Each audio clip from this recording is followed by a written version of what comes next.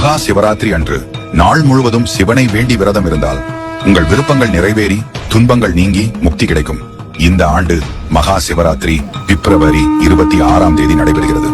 குறிப்பாக இரவு 12:09 முதல் 12:59 வரை சிவனிடம் நீங்கள் என்ன வேண்டினாலும் அது நடைபெறும். பூஜைகள் மாலை 6 மணியில் துவங்கி மறுநாள் காலை 6:30 மணி வரை நடைபெறும்.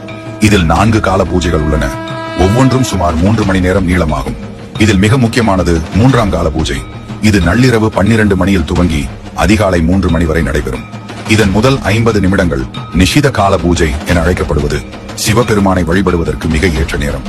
இந்த நேரத்தில் பார்வதி தேவி மற்றும் சிவபெருமானை வழிபட்டால் அவர்களின் அருளை பெறுவதாக நம்பப்படுகிறது. மகா சிவராத்திரி விரதம் பிப்ரவரி 27 காலை 7 மணிக்கு நிறைவடையும். இரவு முழுவதும் கண் விழிக்க முடியாவிட்டாலும் 3ஆம் மற்றும் 4ஆம் காலங்களில் கண் விழித்து சிவ தரிசனம் செய்வது அவசியம். இந்த நேரம் உங்கள் பக்தியிலும் புதிய ஆற்றலும் அருளும் தரும்.